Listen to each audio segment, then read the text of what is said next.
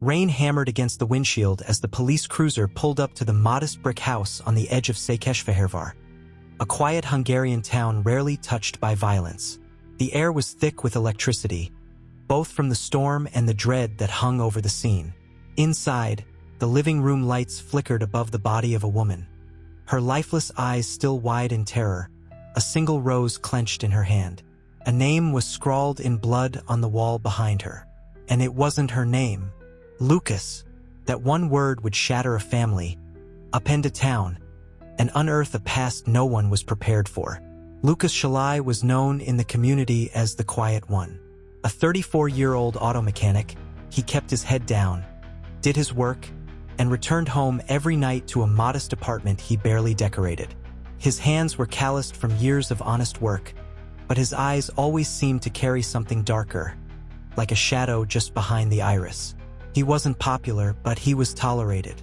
Regulars at the local bar remembered him nursing beers alone in the corner, sometimes scribbling into a battered notebook he never let anyone see. And then there was Mira, the victim, a schoolteacher, beloved by children and neighbors alike. She lived 2 streets down from Lucas. They crossed paths occasionally, at the grocery store, during the town's slow summer festivals, once when she brought him cookies after her car broke down and he fixed it for free. No one suspected a thing. No arguments, no romantic link, no history, and yet, her murder was anything but random. As investigators combed through Myra's house, they found something strange. The rose in her hand was real fresh, but Lucas claimed he hadn't seen her in months. His alibi was shaky, and worse still, when police searched his apartment, they discovered a box beneath his bed filled with newspaper clippings, articles about women. Women who had all died under similar circumstances. A rose, a single name written in blood, and no clear motive. But the names weren't just random. They formed a sequence, a code, one that only made sense when detectives pulled files from Interpol. The same pattern had appeared in Poland, Ukraine, Romania, and Austria, each time in a small town, each time with the killer vanishing before suspicion could stick. Lucas had no passport, no travel history, or so it seemed. Then the fingerprint match came in.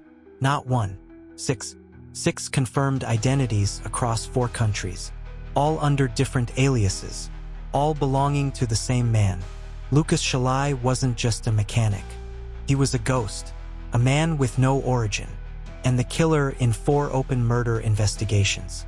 But why Mira? The answers began to emerge in a series of chilling diary entries found on an encrypted USB drive hidden inside a hollowed-out car battery in Lucas's garage. Each entry described a woman. Each story was intimate, poetic, like letters to a lover. But twisted, they weren't memories, they were confessions, obsessions. And Myra's name? She wasn't his latest fixation. She was his first. Before he was Lucas, before the murders, before the name changes, he was Nikolai Fedorov, a child born in a psychiatric facility in northern Russia.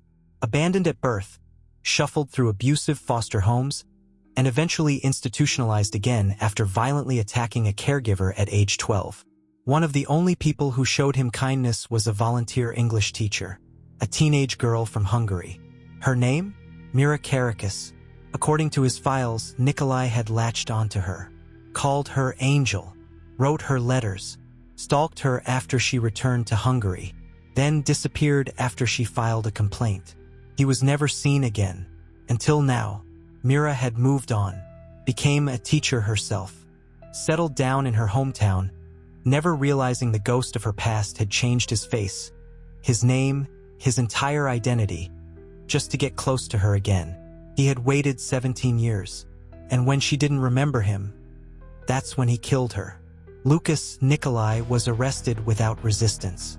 His hands trembled, not from fear, but from something deeper, grief, satisfaction. As he was led into the holding cell, he whispered to the officer, "There are more." Detectives rushed back to his apartment. Behind the insulation in the attic, they found a second box.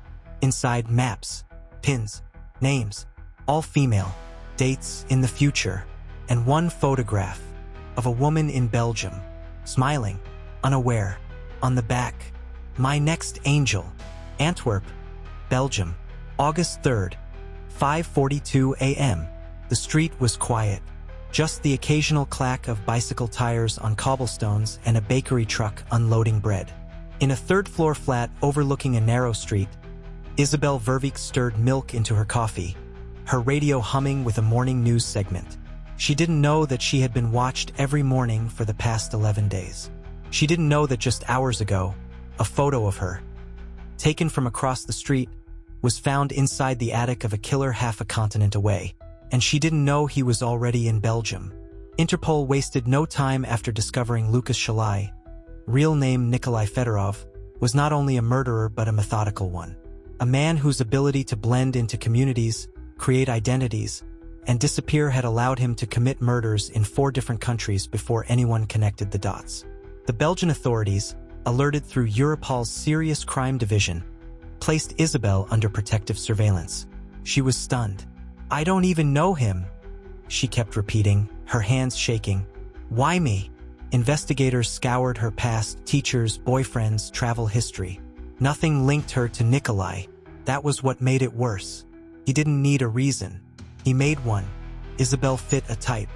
Early 30s, warm, open face, teacher. She taught French at a local language institute for refugees. A gentle soul in a concrete city. To Nikolai, she was another angel. Back in Hungary, the Székesfehérvár investigation continued. Police analyzed every inch of Nikolai's apartment. One officer, Detective Petra Varga, noticed an irregularity in the attic insulation. Behind the maps and photos was a gap in the wood. Inside, a notebook sealed in plastic. Every page detailed Nikolai's surveillance. Notes on Isabel's commute, what time she walked her dog, her favorite grocery store.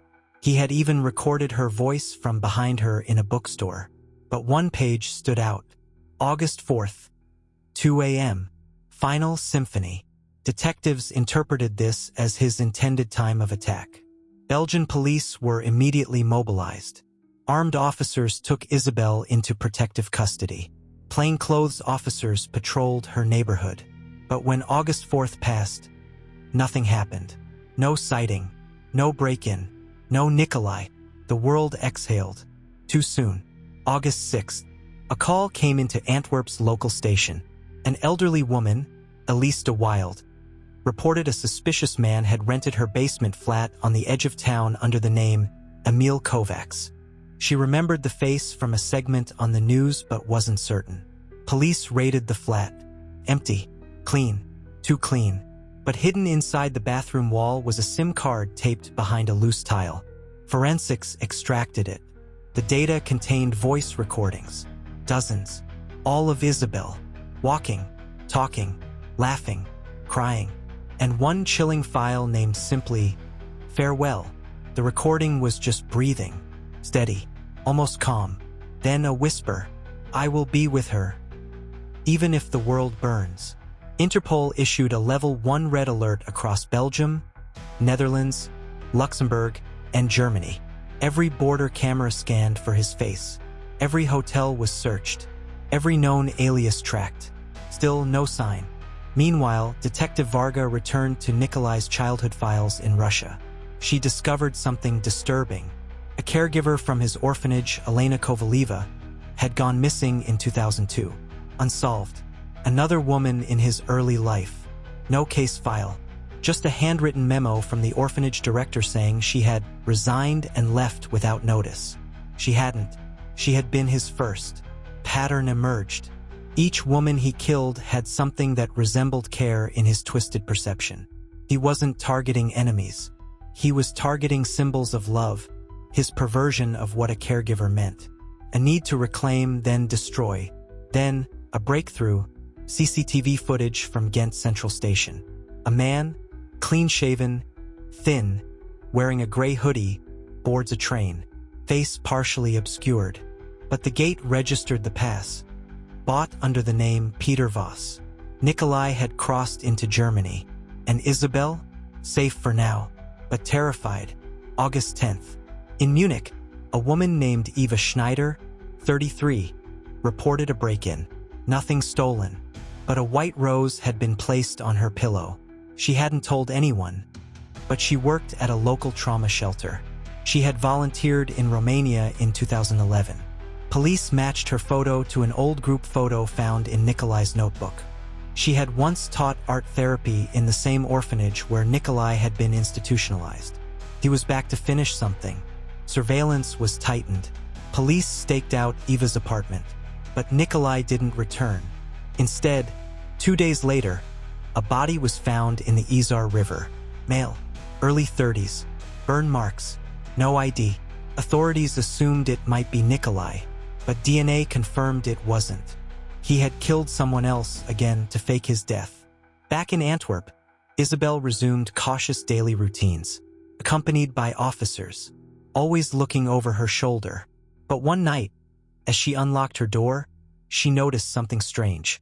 Her apartment smelled faintly of sandalwood, a scent she didn't use. Inside, nothing was stolen, nothing disturbed, except a single envelope on her kitchen table. No stamp, no address, just her name. Inside, a photo of her sleeping, dated last night, and scrawled beneath it in neat, looping handwriting, "You are my forever angel, but I'm not done yet." It was 2:13 a.m. in Antwerp when Isabel heard the soft click of her mailbox. Not the clatter of a package, just a precise, deliberate click. She froze. Police had swept her building, cleared every floor. Cameras had been installed. But now, as she crept to the door and peered through the peephole, the corridor was empty. The mailbox creaked open, and inside, trembling, she pulled out a single page of paper. No envelope this time, just a sentence. "You slept so beautifully tonight." The police couldn't explain it. Cameras at the building entrance showed nothing. The fire escape showed nothing. Every officer on rotation swore they hadn't left their post. Yet the letter was real. And this time, so was the signature in precise, angular lettering, Nikolai Fedorov. Interpol escalated his threat level. Belgian authorities issued a nationwide warrant. Officers were stationed in Isabel's building 24/7. A female officer now slept in her apartment. But Isabel had stopped sleeping altogether. She wasn't just afraid he'd find her. She feared he'd already been inside. Meanwhile, Detective Petra Varga, still on loan from Hungary's Serious Crimes Division, returned to a trail many had ignored. The diary entries from Nikolai's USB drive. One line stood out. "To be with an angel, one must become a ghost." She went back over the footage of the river body in Munich, the one assumed to be a decoy. The man had burn marks, yes, but he also had a surgical scar on his abdomen. Further autopsy notes revealed something missed. He had a transplanted kidney. Nikolai did not. This wasn't a stranger. It was a patient. A man Nikolai had met while volunteering under an alias at a homeless shelter in Germany. He had befriended him, studied him, and murdered him to steal his identity, this time for real. A new passport was issued in that man's name just 2 days later. Lucas Reinhardt. And surveillance logs at the Belgian border? Lucas Reinhardt had crossed into Antwerp 3 days ago. He wasn't watching from the shadows. He was already inside her building. Authorities initiated a controlled trap. They kept Isabel unaware of the latest information to avoid panic. Surveillance was quadrupled. A remote tracking team monitored the surrounding blocks using drones. On August 16th, at 3:47 a.m., movement triggered an alert. A man was seen crawling across the roof of the adjacent building. He dropped down onto Isabel's fire escape. Officers moved instantly, quiet, armed. 4 tactical units boxed in the block. But when they entered the apartment, he was gone. A window open, a rope, a crude but effective rappel down 2 stories into a dumpster bin. He was a phantom again, but he left something behind this time, a thumb drive. On it, an audio file, 10 minutes long. The file was sent to forensic psychologists, but it began with this chilling phrase, spoken in a whispering, measured tone. "I've tasted life beside her, walked past her on purpose, watched her forget me. That's what breaks me. Not rejection, oblivion." He was unraveling.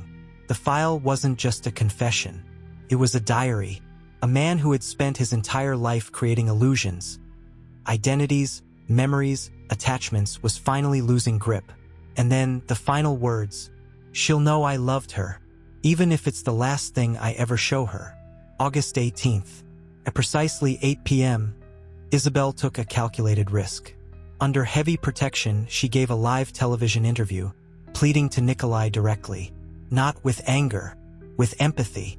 "I don't know what you wanted from me, but I see you now. I hear your pain. Please stop this." The broadcast lasted 4 minutes. At minute 6, a security camera 3 blocks away recorded a man in a gray hoodie stopping to watch a TV through a bar window. His posture froze. He wept. Then he turned and walked. Not away. Toward her. At 8:37 p.m., he appeared in the alley behind Isabel's building. The trap was already in place. He didn't resist. He didn't run. He dropped to his knees and whispered, "You finally saw me." He was arrested on the spot. For hours, he didn't speak. Just sat in the corner of the cell, humming an old Soviet lullaby. When asked about the other women, the ones in the photos, the ones whose names were in his diary, he simply said, "Some were dreams. Some were sins. They were all angels to me." Isabel was relocated under protective identity. She quit teaching. She now lives in an undisclosed country under psychiatric care, diagnosed with PTSD and severe anxiety. Her final public statement read, "He didn't steal my life, but he changed it forever." Detective Varga returned to Hungary, honored for her work. She still keeps the rose from the crime scene. Dried, fragile, symbolic. Nikolai Fedorov, aka Lucas Shalai, Peter Voss, Emil Kovacs, and Lucas Reinhardt, was convicted on 6 counts of murder, 4 counts of identity theft, and multiple counts of stalking and unlawful surveillance. Authorities believe the true victim count may be higher. He is serving life in a high-security psychiatric prison in Germany. He rarely speaks, except to the nurse he calls "my angel." In 2024, while cataloging his personal belongings, prison officials found a final, unfinished letter beneath the insole of his boot. It was addressed to a name never mentioned before. "Elena, I never meant to hurt you. I only wanted to remember how love feels before it dies." A case was reopened in Russia. A woman's remains were found behind the old orphanage wall. She had a rose buried with her. The story had ended, but the trauma had roots far deeper than anyone imagined. If this story gripped you, left you breathless, or made your heart pound just a little harder, don't forget to like, share, and subscribe for more real crime stories that dive deeper than headlines ever will. Speech Balloon have thoughts on Nikolai's chilling past? Drop your theories in the comments. What do you think drove him? Could this have been prevented? Bell, and don't forget to turn on notifications so you never miss the next case that shakes the world. Backhand index pointing right. Stay aware.